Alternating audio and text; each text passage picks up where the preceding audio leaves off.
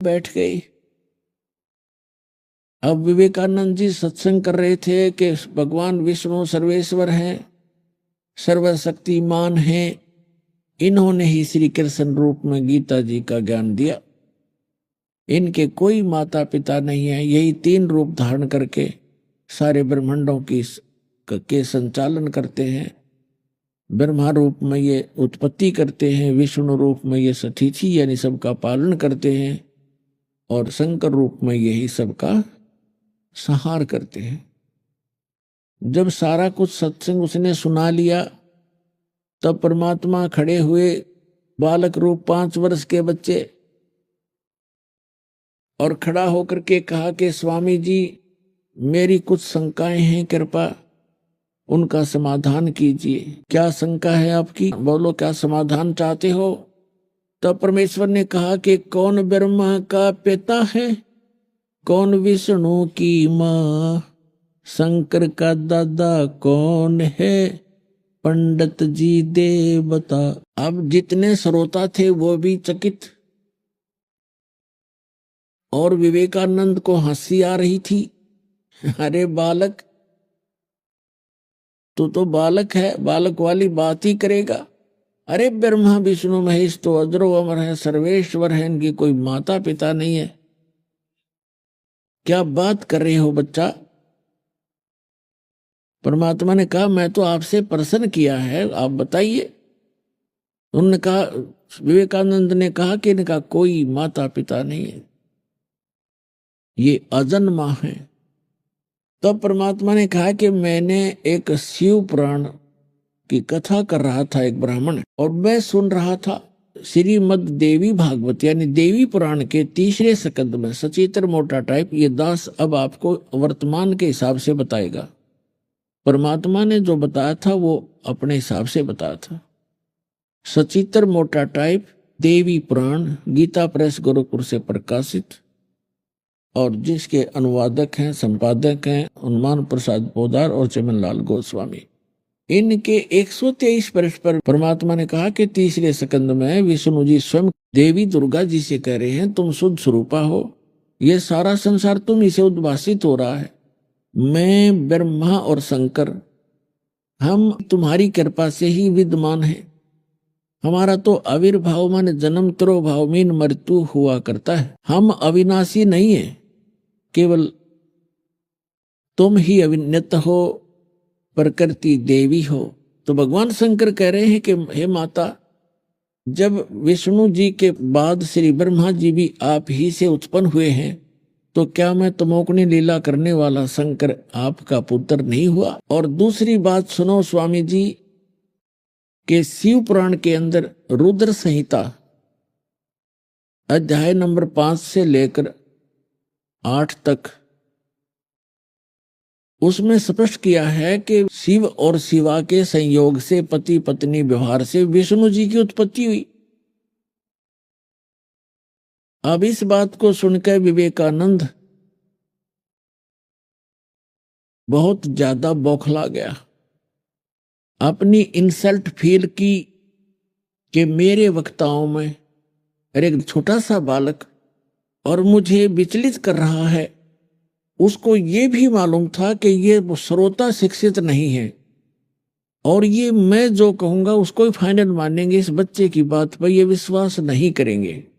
फिर भी उसने अपनी इंसल्ट किसी ना किसी तरीके से महसूस की, और जिसके कारण उस बालक वेशधारी परमात्मा से कहा कि ए बालक,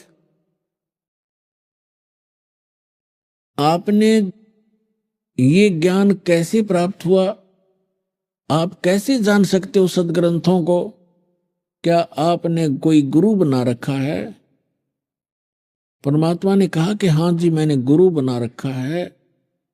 विवेकानंद जी ने पूछा, आपका गुरु कौन है? कि जो आपका गुरु जी है वही मेरे गुरु जी है। विवेकानंद जी ने प्रश्न किया, आप किस जाति से हो? परमात्मा बोल नहीं पाए, उससे पहले वहां श्रोताओं ने कहा कि ये तो उस नीरू जुलाहे का पुत्र है, और ये जहां जाता वहां ऐसे ही सबके सामने टांग अड़ाता है। तब विवेकानंद ने विषय बदल दिया, अपने अज्ञान को छुपाने के लिए विषय बदल दिया और कहा, देखो रे लोगों, ये कितना झूठा है, ये धानक जुलाहे का पुत्र और मेरे पूज्य गुरुदेव जी को गुरु बता रहा है। मेरे गुरुदेव पता है कौन है? स्वामी रामानंद श्री श्री 1008 पंडित स्वामी रामानंद जी महाराज। और तू जुलाहे का पुत्र, ए झूठे बालक, तुझे पाप लगेगा, तूने मेरे गुरु जी की बेइज्जती कर दी है ऐसी भरी सभा के अंदर। अब देखो रे लोगों, ए श्रोताओ, कल देखना गुरु जी के पास ले जाऊंगा इसको पकड़कर और गुरु जी से फिर इसको दंडित करवाऊंगा। अब परमात्मा अपने घर आगे शाम को ही पहुंच गया स्वामी रामानंद जी के पास। कौन? विवेकानंद पंडित जी। और जाके कहा, महाराज मारी तो नाक काट ली, हम तो कितबार मुंह दिखाने जोगे नहीं छोड़े, हम कैसे संसार में रह पाएंगे?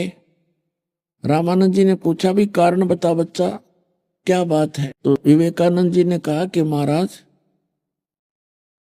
एक नीरू नाम के जुल्हाए का पुत्र, कबीर नाम है उसका, और उसने तो बड़ी सभा में बेइज्जती करवा दी मारी। उसने कहा कि मैंने स्वामी रामानंद जी से दीक्षा ले रखी है, लंबा सा तिलक लगा रखा अपने की तरह, और हे गुरुदेव, अब हम कैसे संसार में रह पाएंगे?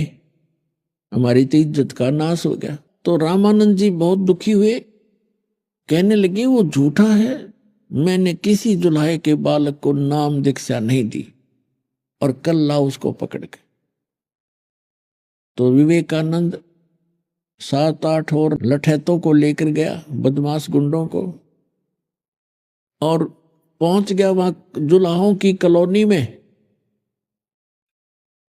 वहां जाके पूछने लगा कि यहाँ नीरू की झोपड़ी कौन सी है? तो उसी कॉलोनी के कुछ व्यक्ति और पुरुष और औरतों ने उनके आव भाव से जान लिया कि ये ठीक नीयत से नहीं आए और नीरू की झोपड़ी पूछ रहे हैं। तो उनमें से एक दो ने जाके, स्त्री पुरुष ने पहले ही आगाह कर दिया उस नीमा को कि आज कुछ व्यक्ति अच्छी नीयत से नहीं आए हुए हैं कॉलोनी में, और आपका घर पूछ रहे हैं, हाथ में लठ ले रखे हैं, डंडे ले रखे। तो नीमा के मन में उसी समय आ गया कि ये कबीर है जो बच्चा, ये इन ब्राह्मणों को छेड़छाड़ करता ही रहता है, और मैंने इसको बहुत समझा लिया, ये मानता नहीं। तो परमात्मा सोए हुए थे, वो तो सुबह सुबह पहुंच गए। नीमा ने उस बच्चे बालक भगवान को उठाया और कहा, बेटा तूने किसको क्या कह दिया? कुछ ऐसे निकम्मे व्यक्ति एक ब्राह्मण के साथ आए हुए हैं, तो बेटा ऐसे कर, झोपड़ी के पीछे छुप जा, मैं तेरे ऊपर कुछ कपड़े वपड़े गुदड़ ऐसे पुराने जराने डाल दूंगी, तू बोलिए मत बेटा।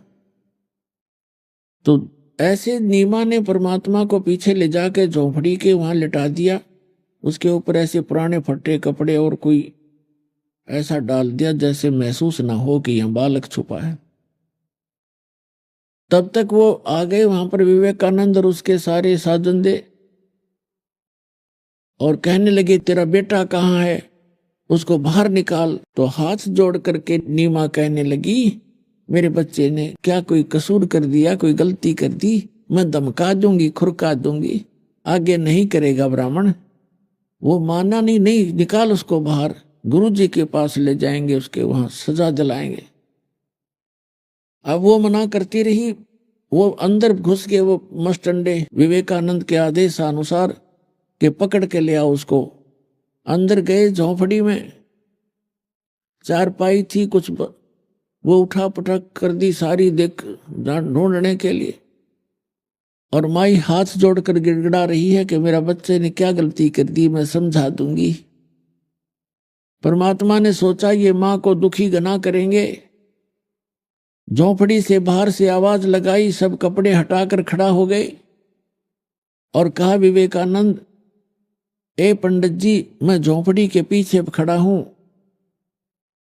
अब वो भाग करके पीछे गए, परमात्मा को पकड़ लाए बाजू से अब माँ की ममता थी, क्योंकि बच्चा जो साथ रहा बचपन छोटा सा लाई थी उठा के, उसमें मोह विशेष बन गया था।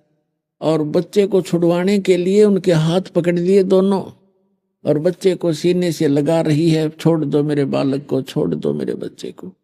उन मस्टंडों ने लठ मारे उस माई के हाथों पर, और जब पीट पीट कर अचेत कर दिया तब उसने उनके हाथ छोड़े। इस शोर शराबे को सुनकर नीरू भी भागा आया।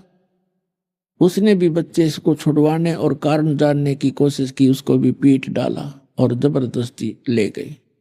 जैसा कि आप जी को सचित्र मोटा टाइप देवी भागवत देवी पुराण के आपको छठे स्कंद 414 पृष्ठ पे बताया। व्यास जी ने बताया जन्मे जे को कि हे राजन, जो सतयुग त्रेता द्वापर में राक्षस समझे जाते थे, ऐसे तो कलयुग के ब्राह्मण हैं।